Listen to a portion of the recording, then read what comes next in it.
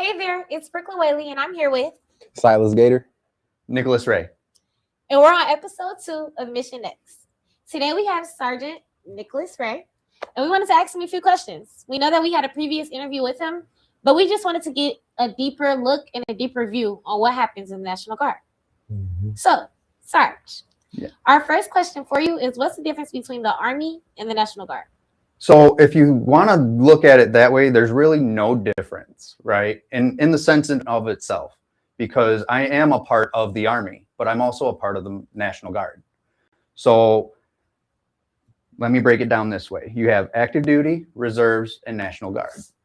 Active duty, people do it full time, like whatever job that they pick because of the ASVAB, they do that 365, okay? Reserves, they do it part-time, 1 week in a month, 2 weeks during the summer. Their job is to backfill active duty whenever active duty needs people. National Guard is kind of an entity of its own, but still a part of the Army, okay? The only difference is that we belong to the state. So obviously Michigan Army National Guard belongs to the state of Michigan. Still go through the same training as active duty, reserves, national, and other National Guardists, okay? And it's really just to help out the community, help out the state whenever we are needed. Okay. I heard stuff about the ASVAB. What is that, and what does that like entail? So the ASVAB, essentially, it's we kind of describe it as similar to the SAT or the ACT. Kind of the similar questions, you know, arithmetic, reasoning, math knowledge, paragraph comprehension, word knowledge, and then it's like a 13 segment test. Okay.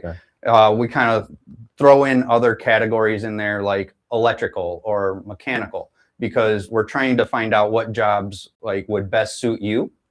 So when we get your score, right, for one, we're looking at an overall score. What do you need to get into the military in and of itself?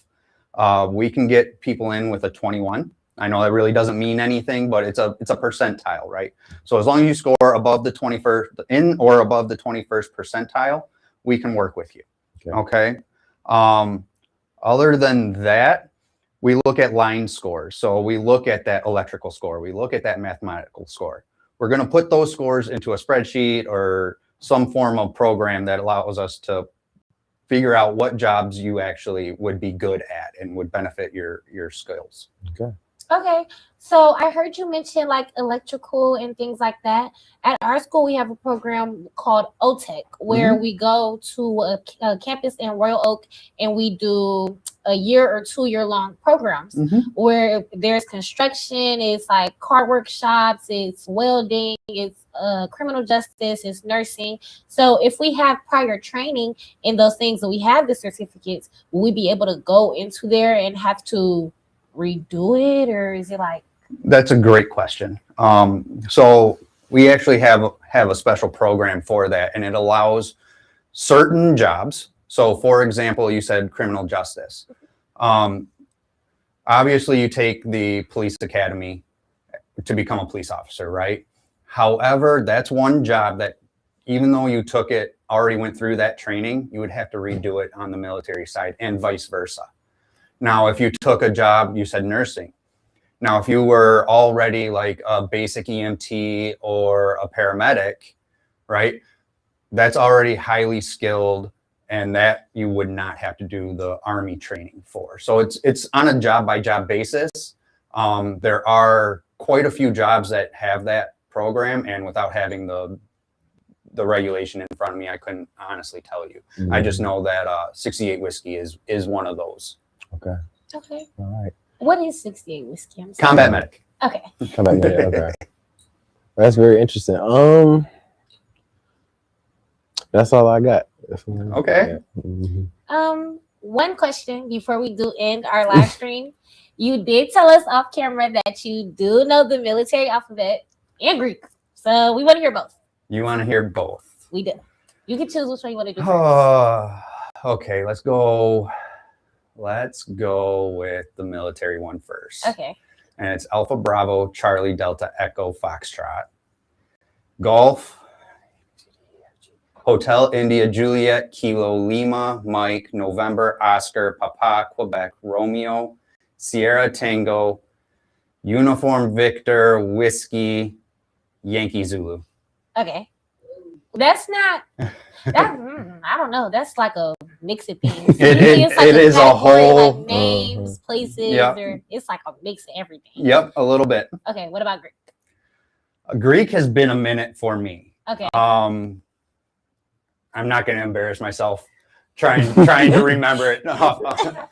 But no, I was part of a fraternity in college, so we had to learn the Greek alphabet. So okay, that's another good question that we did want to ask you. So a lot of people either end up going to the army or the military for the tuition that they give, or like because they pay you to go to college, basically.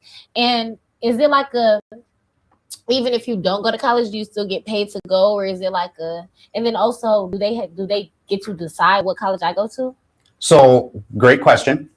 College benefits is one of the big things with the Michigan Army National Guard, because we not only get federal assistance, which is $4,500 a year, right? Paid directly to the school of your choice. Okay. So you get to apply. But you also get state tuition assistance, which goes back to an added benefit of the National Guard, right? Which the state of Michigan gives $14,400 in addition to the $4,500 that you're already getting. That's nice. Per school year? That is per school year. Wow, I thought y'all only gave $18,000. No, it's $18,900 a year for tuition. Wow, that's nice. That's nice. That is Yeah. like a tuition. Some tuitions only around 27. And while going to school, being a part of the Michigan Army National Guard, you'll get your 1 weekend a month paycheck, right? So starting out, you're looking at maybe $300 to $350 a month, right? You know, working one weekend. And you'll get what's called the Montgomery GI Bill. That's an additional $491. So just in the Montgomery GI Bill and your 1 weekend a month pay, you're looking at almost like a little over $800 a month just for going to school full time, 12 credits minimum a semester, and working 1 weekend a month. Okay. That's great. And when can you start off with the National Guard? You can enlist, right? You can enlist into the Michigan Army National Guard as early as 17 years old and be a high school junior. So you don't even have to be graduated from high school yet to join us. It's just a way to get your contract started sooner and get you those benefits and get you to training and get you everything that you need to be successful when you are applying to colleges. For example, think of University of Michigan. How many people are applying to that school in a year? Crazy amount. Crazy amounts, right? Tens of thousands. Now, how many veterans do you think are applying to that school? Maybe a couple thousand? Yeah. You would be applying to University of Michigan, to Michigan State, you know, pick your college as a veteran instead of an everyday person. So I would have a little bit more rank with it. You would have what we call veterans preference. Yeah. And that carries with you your entire life. So employers look for people with veteran status. Why? Because you're dependable. Because we're on time, right? Training comes easy to us, right? So it's not something that we have to be micromanaged. And plus, it's something that with the National Guard, working 1 weekend a month, you can carry a full-time job. You can go to school full-time. You can get started in the trades early and then use our Helmets to Hard Hats program, and we can get you in contact with the union once you graduate high school. Sounds real nice. That sounds nice. Yeah. So now I have two questions to just back that. First question is, say I want to go to college out of state, but I enlisted in the Michigan National Guard. Would I be able to transfer, or would it be like you have to stay in state because you started in Michigan? That is a great question. So I referenced that, you know, you start your contract early, right? It also starts your time in service. Okay. Now, let's say you do go to college like in Georgia or in Alabama, pick any of the 50 states and 4 territories. You can what we call interstate transfer. So you apply with us as a junior or a senior before graduation. You go to basic training, go to job training, come back, but now you're going to school in Alabama. You can submit a packet and say, look, I'm going to school in Alabama. Like, can I just transfer? I've already got my basic training done. I've already got my job training done. I just need a unit I can drill with. That's what we call our 1 weekend a month is drill. And those get approved more often than not.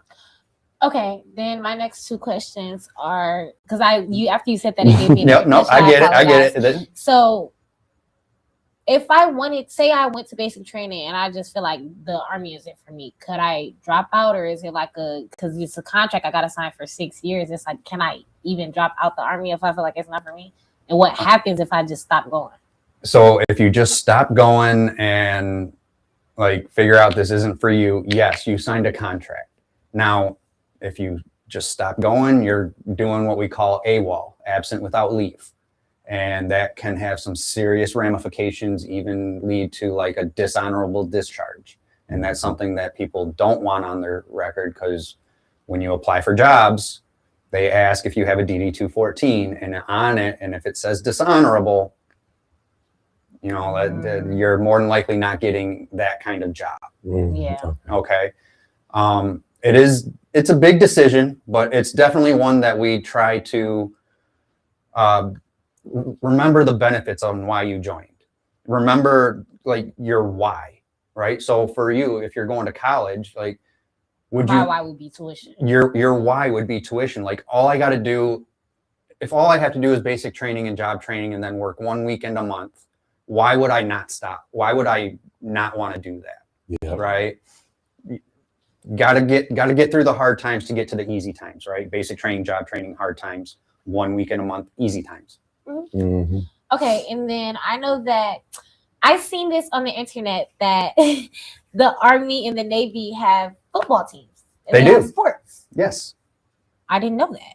Me neither. Do they play against each other? Like, who do they play against? I see that the Navy has a real life good football team too, and I did not know that. Yeah, no. So they play each other, but they also play other teams as well. I may be wrong, but I believe like they play everyday teams like U of M, MSU, Alabama. Really? I did not know that. Yeah, like they're a part of their own little conference, and the Navy Army has like a really big rivalry. So it's always fun. It's always fun to watch that game. Do you remember when we were in elementary school and they used to make us chant, "Go Navy, be Army," or "Go Army, be Navy"? Yep. Oh my gosh. Absolutely. Okay, my last question for you would be, we can't get too political into it, but if I'm a minor, could I still be deployed to war? So yes, but it also all depends on like with the National Guard, right? We take into what we have going on in our lives, right? So if let's say you're a doctor, right? Obviously we need surgeons, we need doctors in the military. However, like if you're in your doctorate program 3 months away from getting your diploma, right? That would be a hardship. Yeah. And that would be like if a partial unit is being deployed. Now, if an entire unit's being deployed, you know, it's kind of, sorry, you're kind of voluntold to go at that point. But if it's only like 15 to 40 people, a squad size or a platoon size element, then they take their volunteers, or we take volunteers, then we figure out who has hardships, and then, you know, then it gets voluntold at that point. Okay. I really think that's all for today. This was a great time talking to you. I learned a lot about the Army, especially because I did want to go. Okay. Yeah, it's really that was great. It was. Thank you for your time. Thank you for having me. Again, I'm Brooklyn Whaley. I'm Silas Gator. Staff Sergeant Nicholas Ray. And that was episode 2 of Mission X. Thank you. See you guys later. You just got to secure today.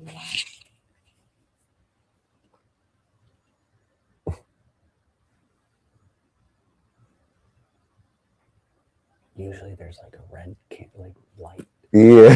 I'm like, are we still rolling? We go live on YouTube, so technically anybody can just go look. or whatever.